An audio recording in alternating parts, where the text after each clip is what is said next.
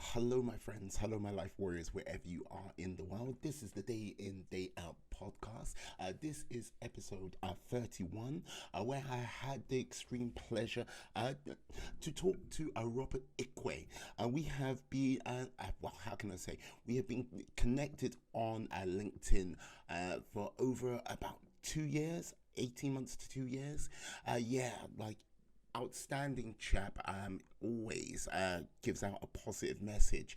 He has been an entrepreneur now for 2 decades, and we basically talked about the journey of the entrepreneur and how things are being infected in this present climate, as well as many other things. This will hopefully be the first of many conversations with him over the course of, the lifetime of this podcast, which is going to be long and bold. So sit back, enjoy the podcast with Robert. Any feedback you can give would be much appreciated. And have a fantastic day. So be awesome, be excellent, be all the positive bees you can be, and enjoy the show. Anyway, bye-bye. Peace. Yes. Hello, my friends. Hello, my life warriors, wherever you are in the world. This is the Day In, Day Out podcast. This is podcast 31, and I have the extreme pleasure today to have Robert Ikwue. I think it was about 2, possibly 3 years ago. We made the connection on LinkedIn, and yes, I had him here today. Absolutely. Yes, Robert. Yes, please. Please tell the people, the lovely people out there, about what you do and how you are. Fantastic. Muyo, I just want to thank you for the opportunity to be on your podcast. Like I said to you, it's a pleasure to be here. I have obviously, it's incredible how time flies. 3 years already. That's phenomenal, actually. But it almost feels like yesterday. It definitely feels like yesterday since we last connected. Time definitely flies. But yes, I am well under the circumstances. What I do essentially is I'm an entrepreneur, as my LinkedIn profile says. I'm an entrepreneur. I've been an entrepreneur now for over 20 years, essentially. And it is definitely one thing that I am extremely passionate about, because it gives me the opportunity to create. And that to me is what being an entrepreneur is, that opportunity to create and of course share value. What we do essentially is we are at its core, we are a software development company.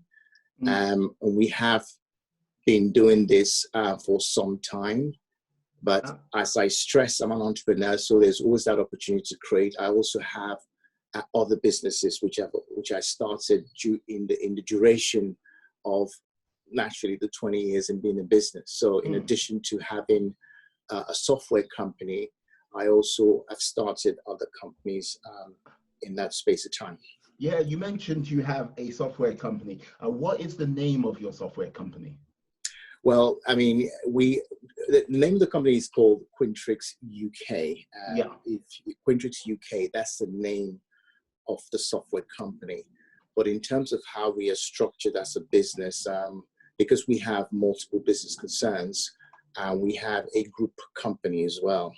So where all the companies we've started over the years are grouped under one banner, which we call the Quintrix Group, essentially.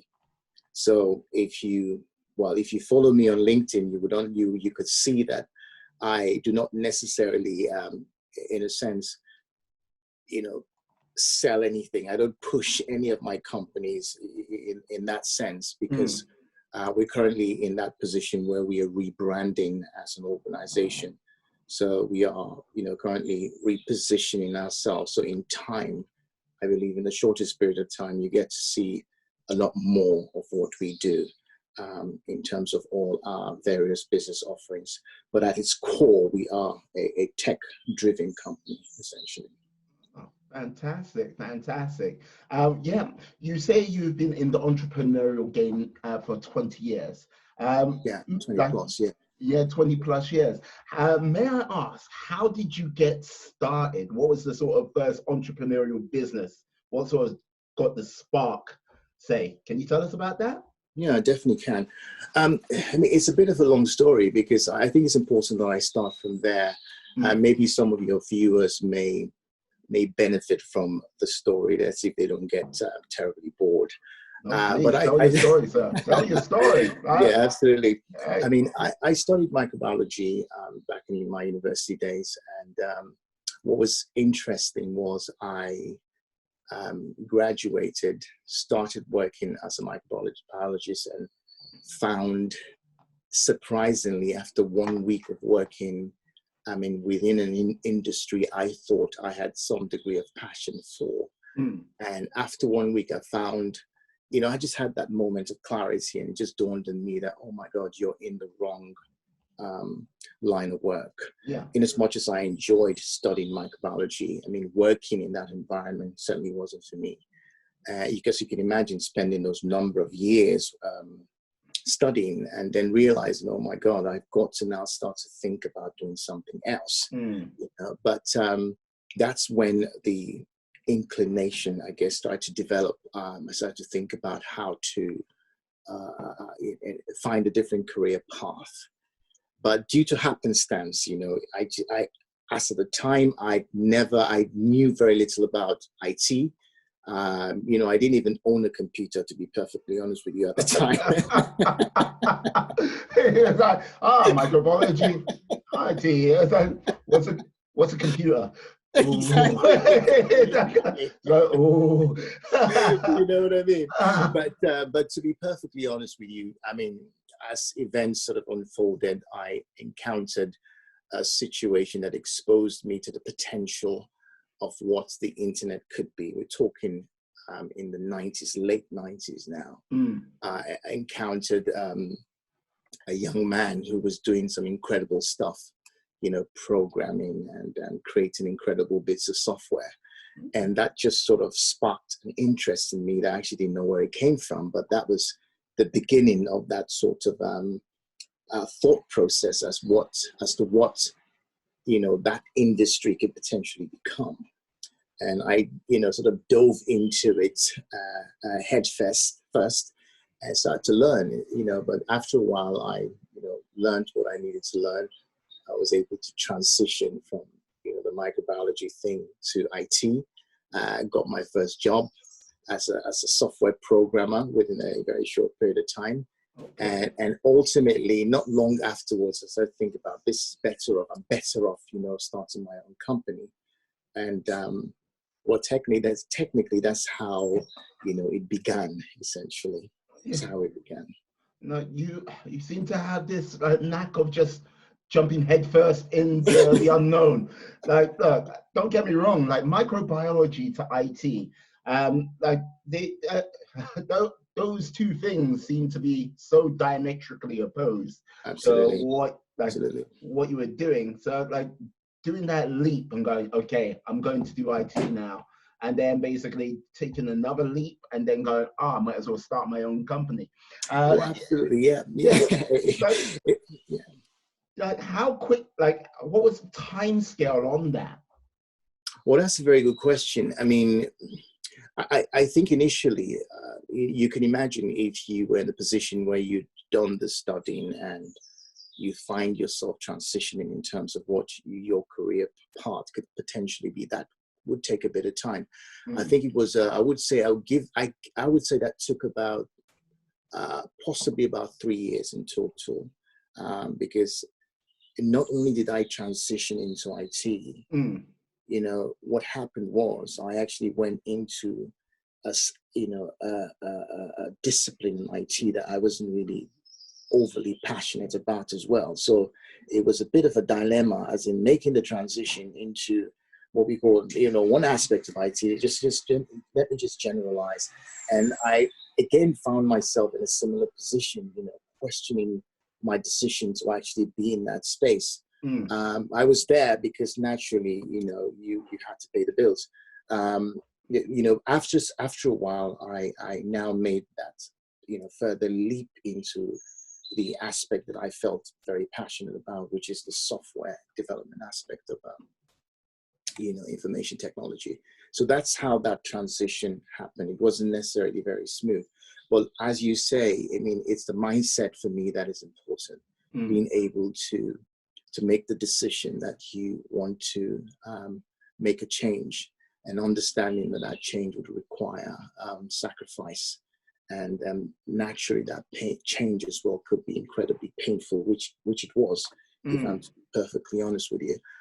But the fact is, having the heart to go through it for me taught me a lot of good lessons, essentially. So that's why, in a sense, I tend to be excited about transition and changes, because it ultimately means growth for me. That's the way I look at it. Yeah. I see. What was like one of the sort of key first lessons you picked up, would you say? Generally, yeah, I mean, I would say for me, I tend to be, I guess, more philosophical, the way I tend to interpret the events that unfold in my life. And one of the things to me that was apparent was the potential of the human spirit, what we are able to bear from a physical and mental perspective. Because naturally, you'd have to put yourself through the physical and the mental in terms of dealing with all the doubts, the naysayers, and all kinds of stuff. So being able to navigate that terrain of obstacles and doubters, etc., was I guess for me, made me get to know myself that bit better, to understand that I was able to navigate, those sorts of obstacles, and it sort of strengthened me in a way to make decisions, more difficult decisions, knowing that whatever the situation, there's always an out, essentially. Yeah. Okay.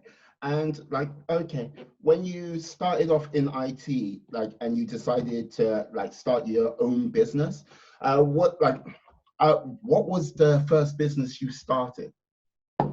Well, the first one I started was, it was the software company. It's called Quintrix. Quintrix has had a few name changes over the years, but it's called, we called it Quintrix when it started.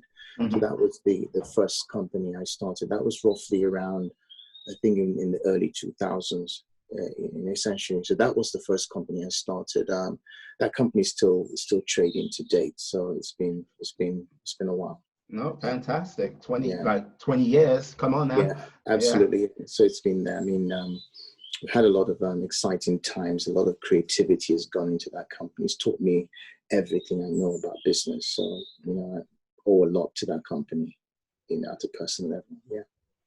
Ah, excellent. And when you say it was developing software, what type of software are we talking about?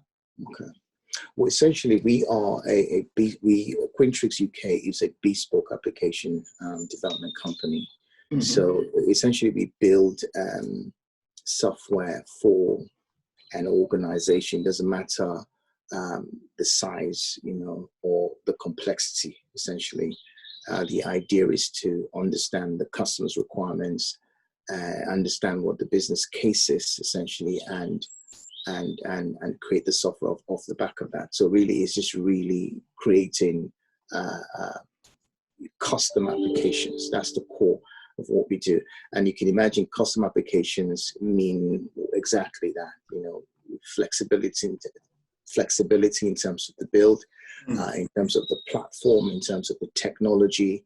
And in most cases, that also incorporates, understanding hardware around, the bits of software as well. So it encompasses quite a bit. It's just not building applications. It's building applications that cater for organization at its core. Ah, I see. It must be somewhat difficult at times when, especially with some companies with its legacy systems in place, trying to develop something new, or trying to get something you've developed to work with a previous system. So like that must be kind of difficult at times. Yeah, I mean, absolutely, yes. But what we tend to do in most instances, and based on the experiences that we've had and the sorts of work we've actually done, most of our customers tend to want to start all over again. Okay. And that is always the better situation we find. I mean, that's the situation we've worked in anyway. Dealing with those legacy systems is never something we really worked with, you know, but most of our customers tend to want to start build, you know, from ground up. And then we come in and proffer, you know, a sort of unique solutions to their problems. So that's mainly what we focus on. Okay, that's great. And like with regards to like when you started, what was one of the sort of greatest challenges you found when you started the company? Oh, that's a very interesting question. Well, I mean, you know, what was interesting with my start was, I think my start was a slightly easier than most because I actually purchased the company when I started. Okay. Yeah, so that gave me an advantage. So I had a base of customers to start with, you know. But one of the difficult challenges that you have with any startup is acquiring your customers. You know, that would be what most people would struggle with. So for me, initially, I would say I had a bit of luck on my side. My struggle wasn't intense, but expanding the business was, I think, for me, one of the greatest challenges I had, because you needed to have a certain level of know-how, essentially. And expansion is always a bit tricky. So I would say for me, expanding the business was the challenge that I had, because I needed to acquire new skills. I needed to bring in people into the company as well.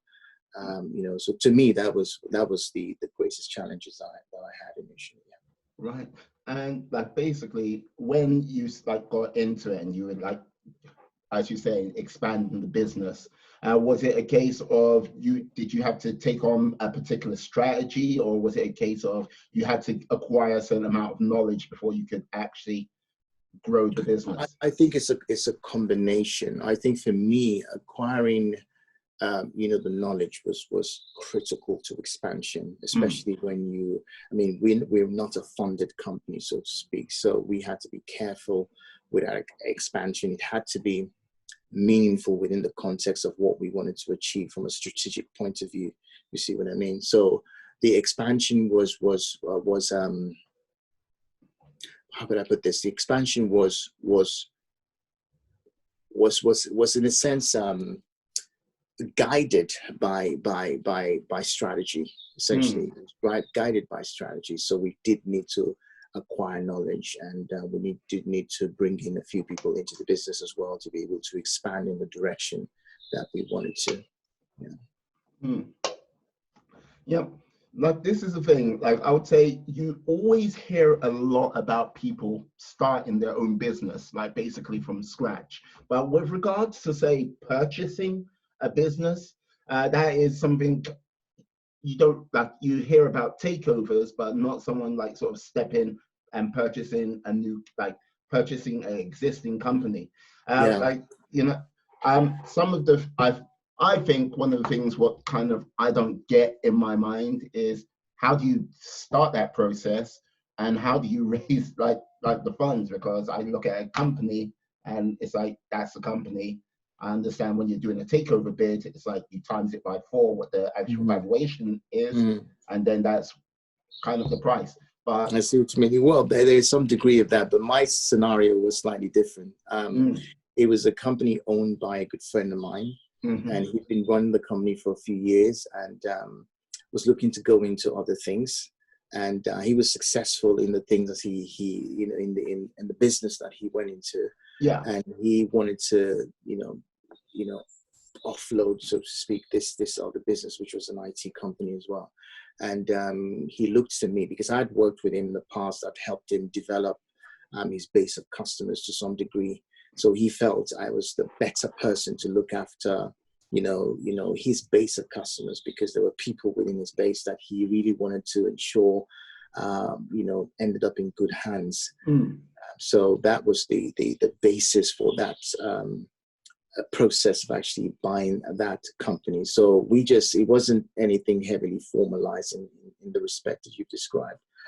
So it was one of those luck situations. I was at the right place at the right time, so to speak, and we had the conversation. It was clear that he didn't have a choice. He had to give it to someone he trusted, and we made the exchange and acquired the company that way. So it's very, very, very straightforward. So luck, that was luck, if you ask me.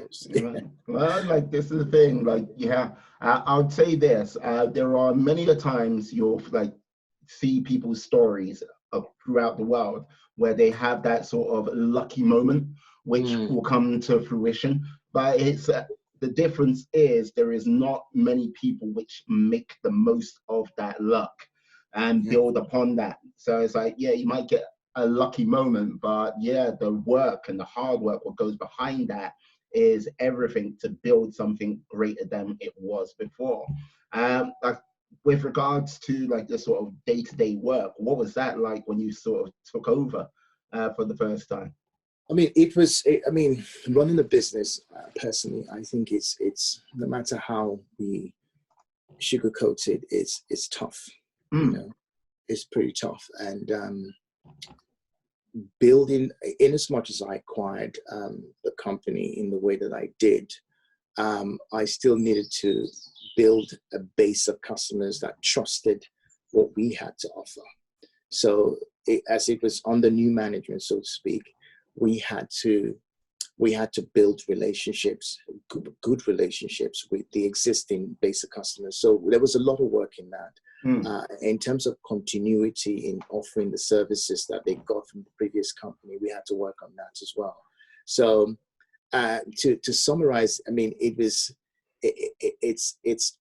tough period. It was it required a lot of hours to be able to bring the entire company to a place where it functioned, where all our systems worked as they should, where we had all the services optimally running as they should as well. So it definitely did take some time to get there, and a lot of work. So it's a huge amount of work. I was doing 20 hours a day for maybe 4 years, you know what I mean? Getting little, no sleep. So it takes a lot to get a company working as it should. Yep, definitely getting in contact with your inner Elon Musk there, I see. 20 hours a day. Was that like for 4 or 5 days, or was it more than that? I mean, it was literally 6 days a week. I mean, I worked even on a Sunday. It was a lot of work went into that process. A lot of work went into that process. But ultimately, it paid off. We got the stability that we want, and we were able to, quadruple the size of our base of customers in a period of, I think, about 6 years. So it worked well for us in the end. This is the thing. Not many people actually see the hard graft, what goes behind it, or they see the end result, and then they make their judgment call on that. It's like, you're successful. Yeah, it's easy. You failed. You should have worked harder. But when you go, I've been doing 20 hours a day for 4 years, working 6 to 7 days at times. No one actually sees that, or no one would actually believe you have to go through all of that to push and make your business successful. Absolutely. There's a lot of work involved in it. There's no two ways about it, and this is the thing, sometimes people do say that you need to work smart rather than hard. I've been doing this for some time, and I always think about smart and hard as two interchangeable words, because what is working smart? I think to be able to have the opportunity to work smart, you need to work hard, essentially. So, I guess in a sense, there's no way around the hard work when it comes to building a business. There's no way around it. I've been in business now for over 2 decades, and I'm still putting in incredible hours into it, I've been in situations where I've also hired quite a number of people. I started a construction company I think 2012 is now roughly around 2012 thereabout. Yeah. And I mean, we grew the company. Just obviously challenging from the onset. We got to a point where we had roughly around 30 people working within the company, and you would have thought if you had that many people working in the company as the founder or the director, it reduces the amount of hours you work. But I found myself working even longer hours. Yeah,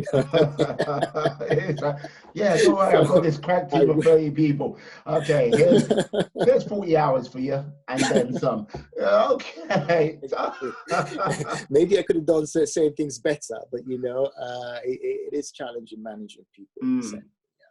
Yeah, no, like this is the thing. When you're the top dog, you're the top dog, and that when the buck stops with you, the buck stops with you. Like Absolutely. I think sometimes people who get like, I haven't started a business myself, but I kind of look at it and I always see like the difference between an employee and a business owner or entrepreneur. It's like, employee, when the time is done, the time is done. It's gone. See ya. See ya. Bye. And when you're talking business owner in the trenches, everything like this, it's like and you like see people like waving goodbye. It's like I know. My next stage begins. Absolutely. But I think personally people are cut out for it. Personally, I mean, I couldn't see myself doing anything else. I couldn't see myself doing anything else. I mean, the challenge that you experience, to me, I look at it as an opportunity for growth. For me, it's critical that I'm growing, and these challenges, it challenges, you at your core. It sort of encourages you to question who you really are, in terms of how you deal with the day-to-day operations of the business, in terms of how you deal with people and how you deal with family. I think it's almost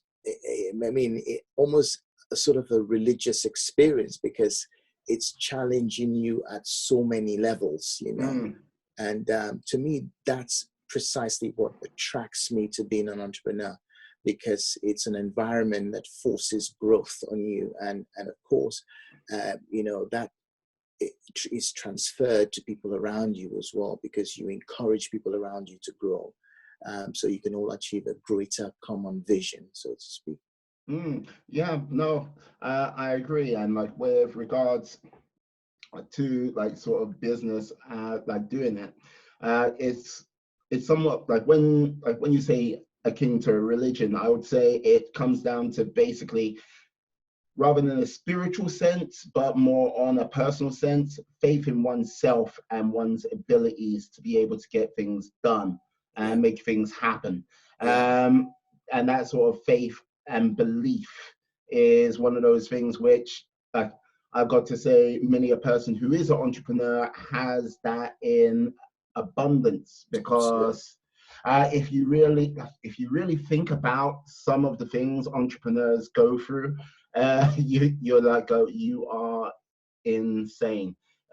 Why would you want to do that to yourself? It's like, because Frig, a couple of books I've read recently, like one was Shoe Dogs, basically Phil Knight and like his journey to getting Nike out there.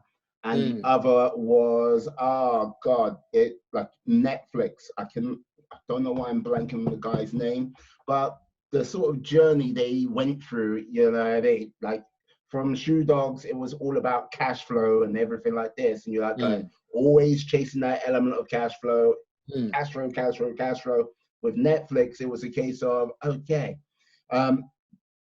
seeing a concept and idea be one thing, and then see how it grows, change, and evolves into something completely different. The principle is the same, but ultimately what came out at the end of it is completely different to what it started out. So I salute you guys who do that. But Thank you. It's quite a journey. And each one of it is, I think every entrepreneur's journey is different, as you say. every entrepreneur finds, you know, I guess, I mean, I speak to, you know, a lot of my friends who are entrepreneurs as well. And, you know, sometimes we exchange stories as to the sorts of challenges that we're experiencing, whether it's a cash flow issue, whether it's issues of revolving around staff or creativity and everything else, you know. But after the conversation, what we conclude is that we wouldn't do anything else, you know. We found it difficult to see ourselves in any other type of scenario. So the challenge often is something that we relish, and it's something that we enjoy. And when you do come out of it, you know, you're a different person for sure, you know. And then you look for the next yeah, like, because like, once again, like, you're proving my point I made early. Like, you're a guy who tends to jump headfirst into things, like, because like, okay, but like bioengineering to like basically software engineer, biochemistry, excuse me. Biochemistry, correct? Yeah, Yeah. to software engineer. And now, like, you've done a leap again from software engineer, well, business owner, to like, construction. Yeah. Yeah, absolutely. Yeah, I mean, to me, I look at you know, there's often this saying that when you look, business really is about process and not really about product, essentially. I believe that very strongly. And once you have a good understanding of process, and that's one of the things I've learned from being a software engineer, or a software architect, it's really about process, essentially. Once you understand how the internal workings of a business, you'd realize that what really drives or makes a company successful is good processes, you know. And once you are able to, once you have that clarity, I think it's easy to start companies because you're more focused on process. And that's exactly what I've done within construction. I mean, when it comes to anything construction related, I have no idea, essentially. But I started a construction company based on being able to assemble people who had good understanding. And based on that understanding, I was able to build systems around the business that allowed it to work as it should work, you know. And we've won some really lucrative contracts over the years from the construction side of things, based on that understanding that we have a good internal process, and we deliver, and we don't have the usual problems a typical construction company would have, you know, with the staff not turning up, or with poor quality work. We don't have all of that because we have internal processes that mitigates those sorts of situations, you know. So hence, for me, I'm able to start multiple businesses. I always tend to look at how we can achieve our core objectives, you know, using well designed internal processes. Yeah, like I totally understand. I get using good processes to basically build on a business, and if you can transfer those processes, it makes life a hell of a lot easier. One of the things I would simply say, it's not so much the processes in life, it's the unexpected things which come out of the world, which I think can throw some people off, if you get what I mean, regardless in individually or business wise. With regards to the current sort of climate, I see it as a potential, like, when everything settles, there'll be great opportunities out there. What sort of either challenges or opportunities do you think will be coming out of our like post COVID-19 lockdown? Well, that's a very good question. I mean, I have, you know, contemplated that myself, and I think one thing is apparent, that no one really knows what the shape of things, how things would shape up when this situation is over. I think no one really understands that with any kind of clarity, you know. But one thing that I do know, there are opportunities at this point, and many opportunities presenting itself. I think we are also taking, my team and I also taking advantage of the opportunities that this time presents. And we've been able to really analyze certain aspects of our offering. And we've been able to remodify them based on existing platforms we've built over the past. And we're now looking to repurpose them post, COVID-19. So we are taking advantage, based on, from our vantage point, we're making the best of this time. We've been in development, and hopefully, we should be launching a new product in the next few weeks, So there are opportunities, but what they would be for the individual, I think it depends on how you're able to process the environment and ultimately work within the, within it to create things that may well be to your benefit. Fantastic. And sorry. No, I like that. I like that a lot. And like, this is the thing. What I'd simply say with like COVID and everything like this, like, and some of the things businesses are going through right now. I think it's kind of highlighted some ways companies have to sort of do a rethink about what they consider what is normal, or what sort of their day-to-day should be. No, without a doubt, I think things have definitely changed. We are definitely in a new normal, and I think business as usual would definitely not suffice. Companies would have to reinvent themselves. One thing's certain, a lot of companies wouldn't come out of this, but I mean, a lot of companies would not reopen post, COVID, definitely, again, this is, to me, critical. It is critical that innovation and creativity are critical to change. And now more than ever, we need to begin, most especially as businesses, we need to begin to be more creative and more innovative in terms of how we offer our products and services. A lot has changed. I mean, there's a long list potentially of the changes that, digital transformation now is something that we have to take seriously. For businesses that have often felt even something as little as being on social media or being digitized to the point where you are visible on certain social media platforms. Some businesses never took advantage of that. You can imagine their position now. It complicates, this situation complicates the ability to, makes it difficult for them to do business in this time. So post COVID-19, I think businesses really need to think how they're positioned, because naturally business ecosystems are complex, you know, and any complex environment produces what we call emergent properties. So there's bound to be situations like this anyway. You had the 2008 recession. It's very different from this, but of course that threw a lot of companies off. It killed a lot of companies off as well. So a future-proofing your business becomes what we should be doing as a norm now, rather than waiting for situations like this to prompt us to innovate and to be creative in terms of how we offer our products and services.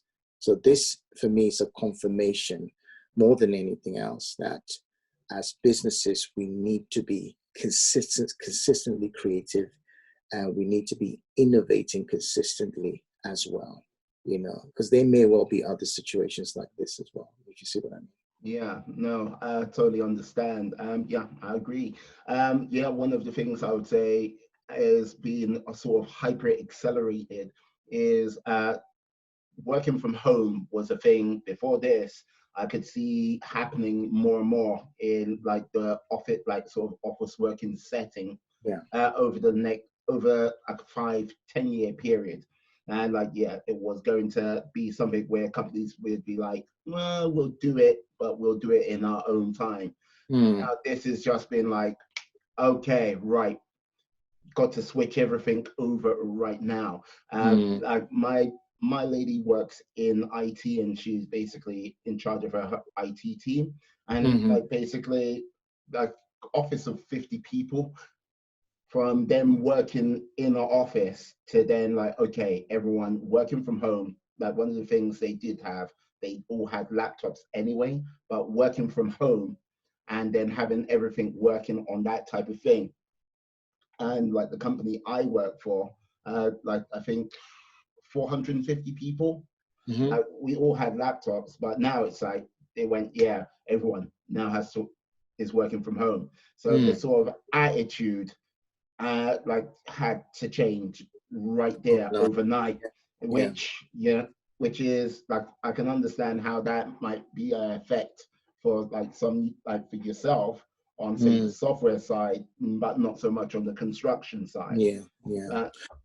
No, absolutely. I mean, I personally think that from my vantage point, I've always believed that there isn't a solid enough argument to perpetuate this idea that people need to physically work in an office space. You know, I've always had this mindset for over a decade, because technology affords you, and it has for some time, that ability to work literally. It depends naturally on the kind of business, you know, which you know, in my case, in terms of the IT company, and nothing has changed for us. Yeah, absolutely nothing has changed, because we've often operated as a lean company, and we've often worked in a way that encouraged people to work from wherever they needed to work, wherever they're able to work from. So there isn't any change from that perspective. But in saying that, many organizations have been slow to adopt you know, that position, even though they could, you know, though they could. So again, for me, it's not surprising that these companies are having these issues. The argument to work from in a physical office where there is a potential to work from anywhere in the world is something that I believe businesses needs to take advantage of, or in all seasons, not in well, pandemic. yeah, well, this is the thing. This pandemic definitely a season. Like, yeah. So these are all the arguments that's been in place for some time. You know? So this is literally just a bad situation catching up with people who aren't, I guess, creatively progressing as technology dictates, so to speak. Yeah, no, yeah, I agree. Like with might be taking this on a slightly different like tone, but yeah, with your 20 years of entrepreneurship, that you've got great successes, but has there been any sort of businesses you had to sort of like go, hey, we've done everything we can, and we've got to let it go? Several, basically. Several. I think anyone who has been in business long enough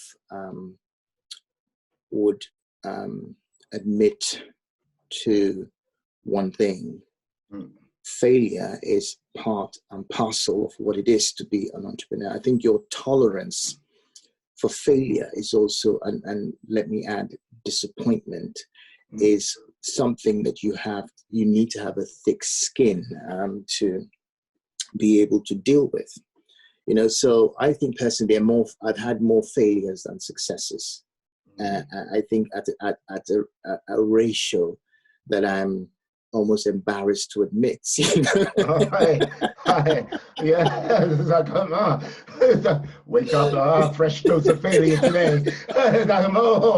What's happening right now? Oh, wait, more failure. No, it's to me, I look at it, I mean, I've come to learn, like most entrepreneurs would you know, admit, failures are really incredible learning experiences. I mean, in time, you get to understand that that's what they are. But of course, it doesn't mean they're not painful. It doesn't mean that you don't regret that an idea that you had naturally doesn't work and you have to toss it away. I mean, I'll give you a recent experience I've had with a company that I was extremely passionate about. I built this software over the course of 12 years.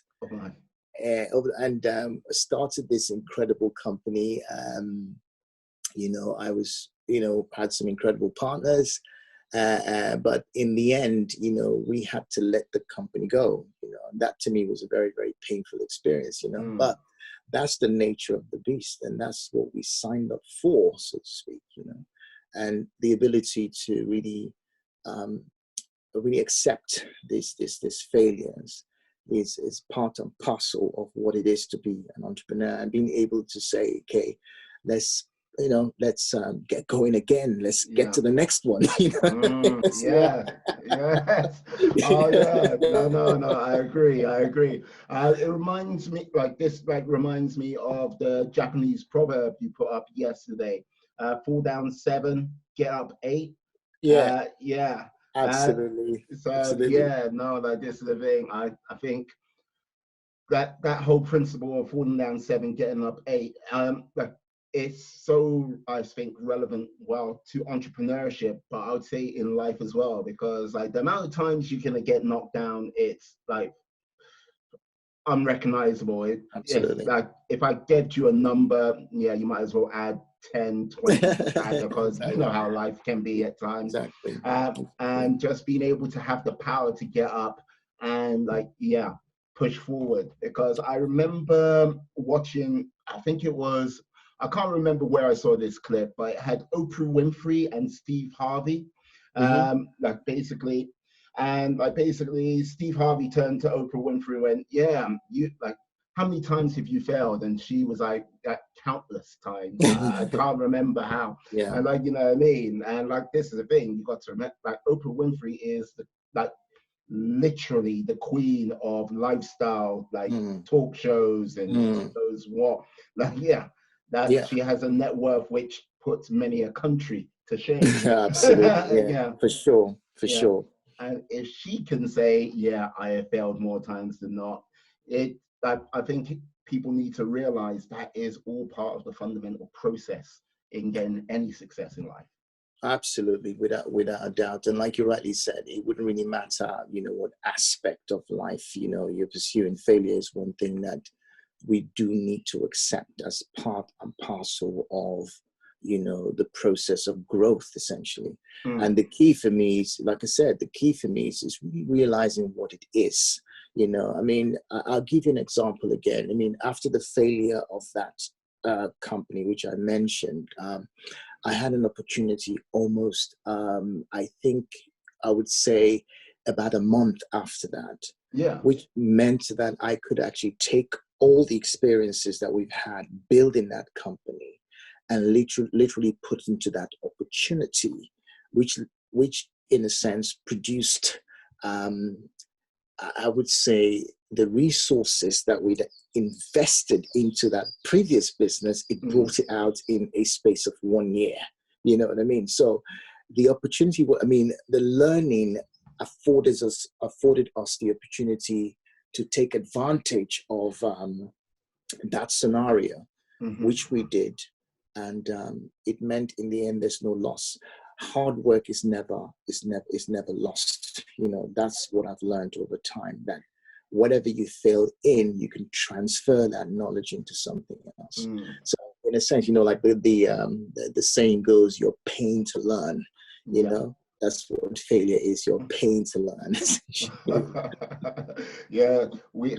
There are times where I don't want that pain.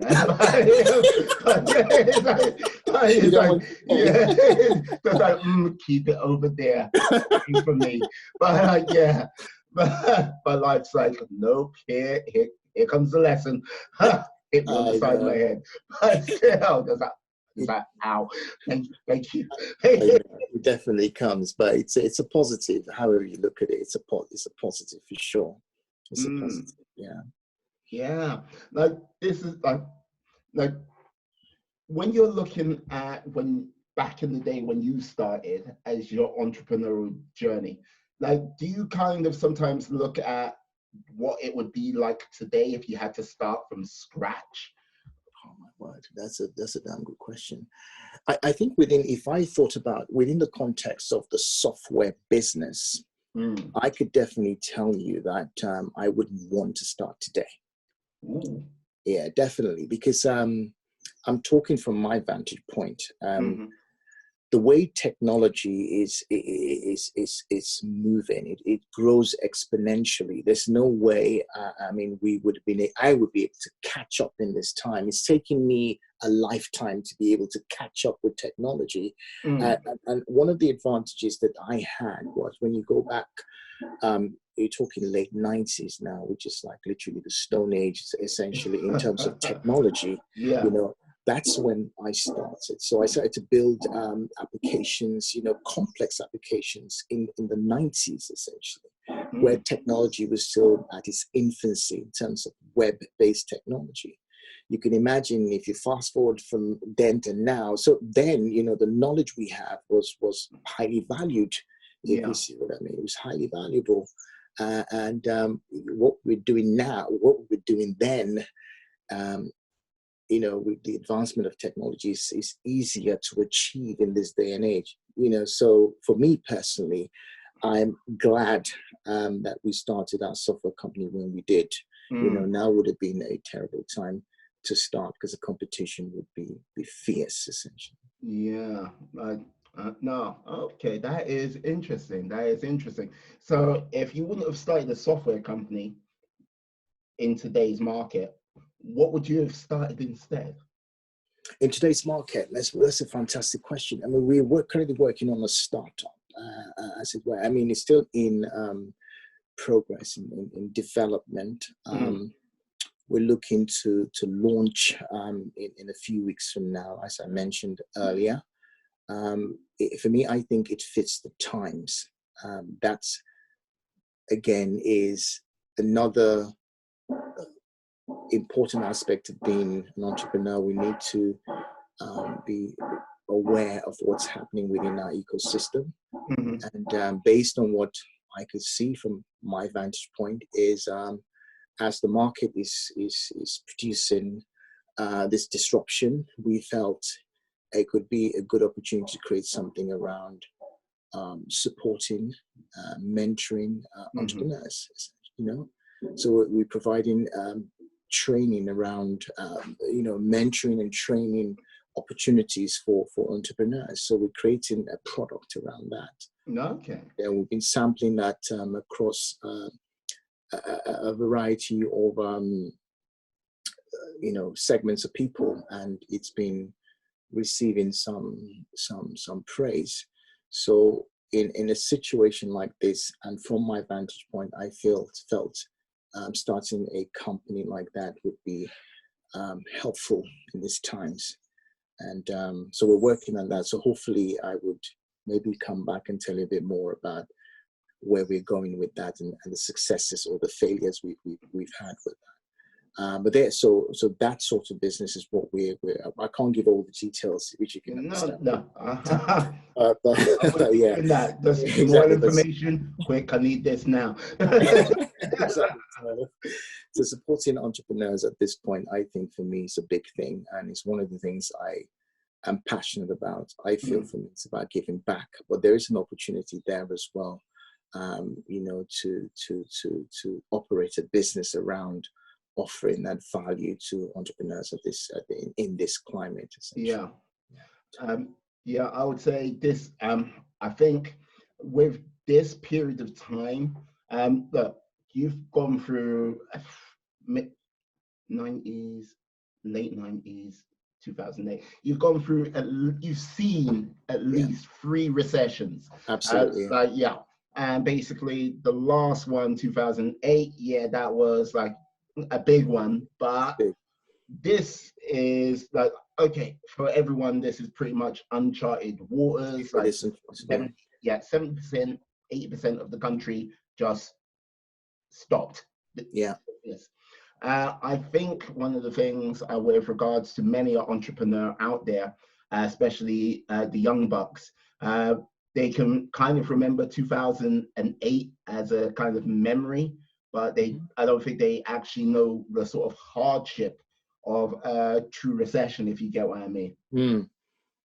No, absolutely. It's something. I mean, you have to experience it from a business perspective to really understand how devastating it is to experience. I mean, a recession of that magnitude. I mean, like you said, I experienced that, and I learned a lot from that because the devastation it caused was severe.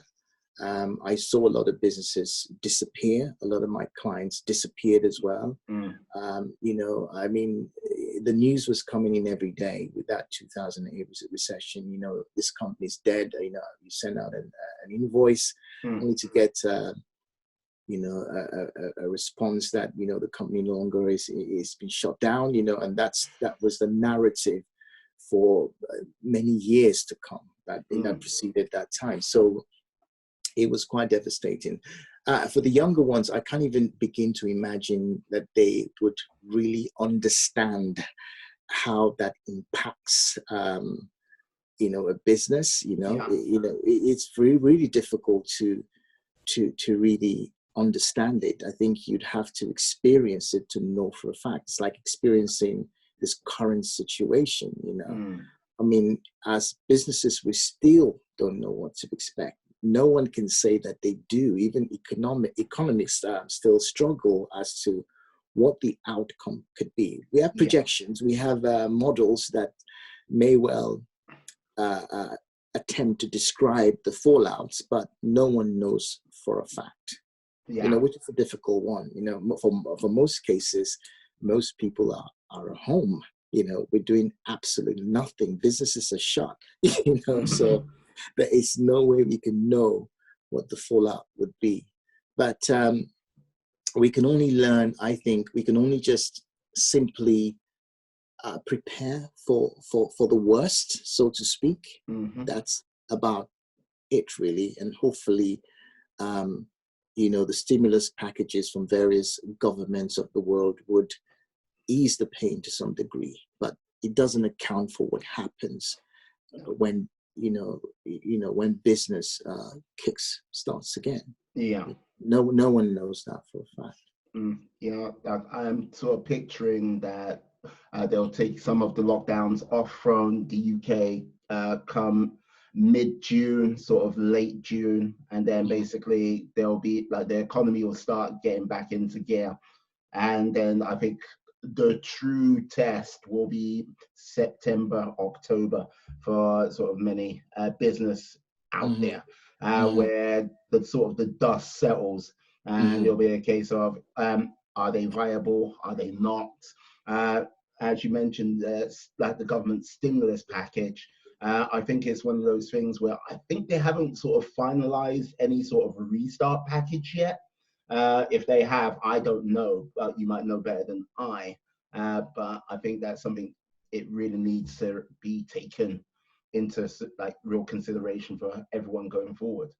No, without a doubt, because it's very difficult to see how not taking advantage of that is a non-option. I mean, it's important that as businesses, I honestly believe that we need to take advantage of the help the government is offering. But you can imagine, based on what you say, what happens within those months before the dust settles. I think that's the major challenge. That's where we would naturally see a lot of businesses pack up. You know, it takes 3-4 months of not trading for any business. It's not an option, you know, except you've got huge cash reserves, which most businesses, I think, you know, obviously wouldn't have. So what we would see in that time, in my opinion, would be just mass casualties in terms of companies packing up, really. No, I would say unfortunately. Absolutely, unfortunately. I would say, be grateful you're not in the sort of restaurant or food game. at this present time, because you hear stories of Christmas time for sort of pubs, restaurants to reopen, which you like, what?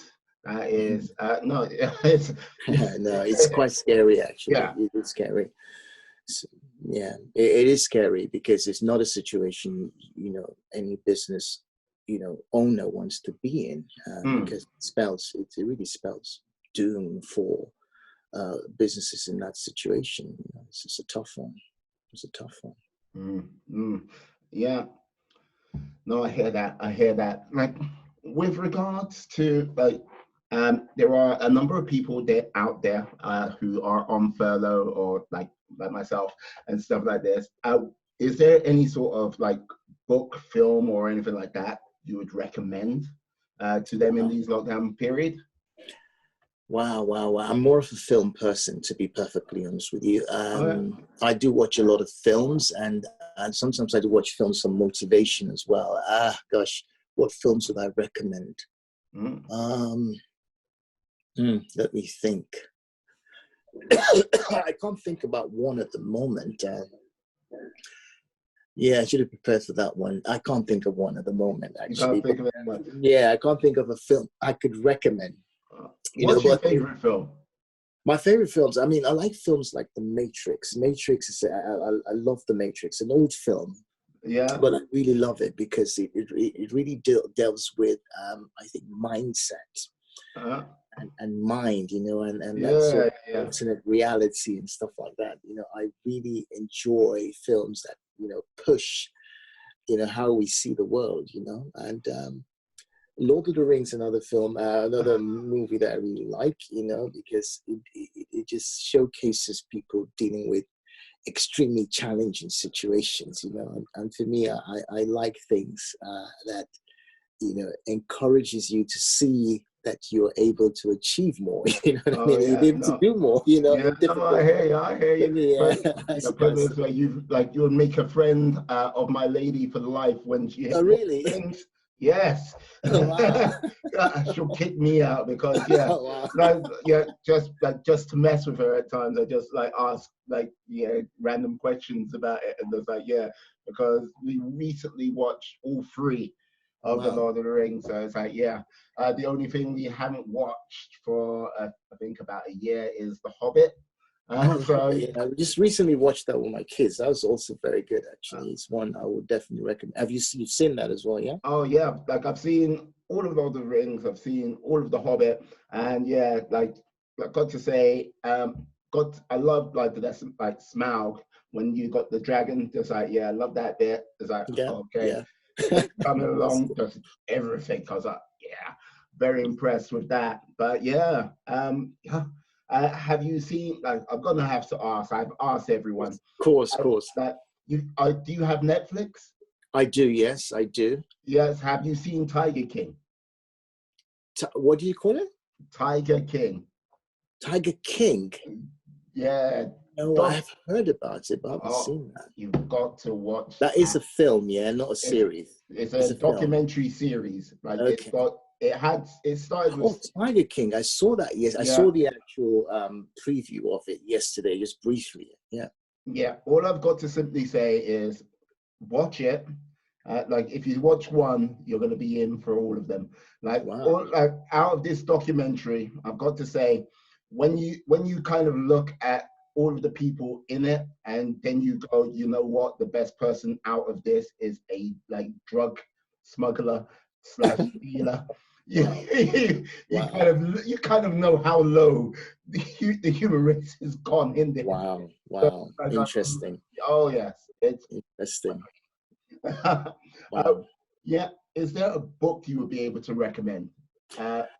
Books. See, the thing is, I'm not a big reader, actually. I consume a lot of audio. I've never really been a big reader. Okay. But of course, information is important. And I consume a lot of it. You can imagine, as an entrepreneur.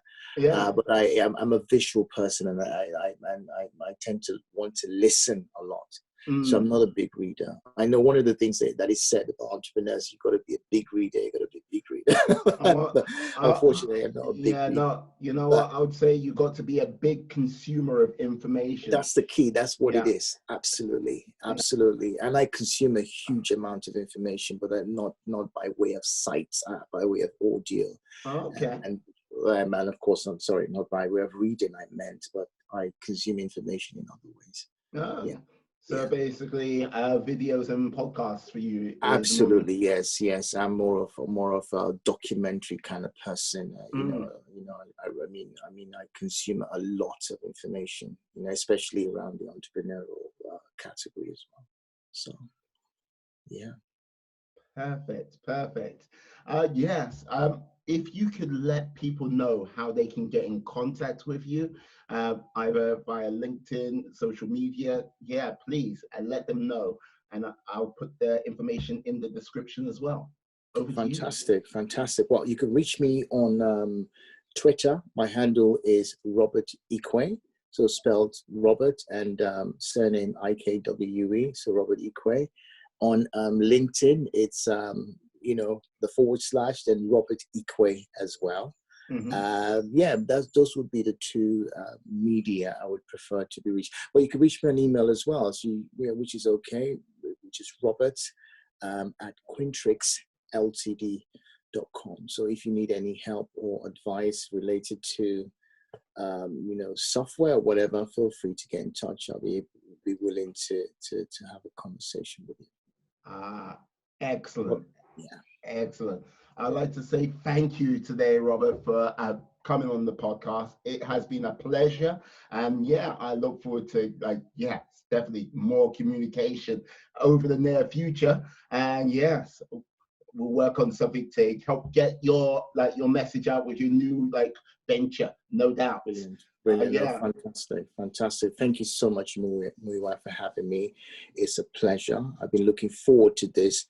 I'm glad that we finally had the opportunity to talk, so it's wonderful. I hope your audience finds value in this conversation. I'm sure they will. But what I'm going to say now, I'm going to say thank you very much, my friends, my life warriors out there who have stayed and listened to the podcast. It has been a pleasure. What I simply say to you now is stay well, stay safe, be awesome, be all the positive bees you can be. And I look forward to speaking to you in the near future. Anyway, peace. Take care. Bye-bye. No worries.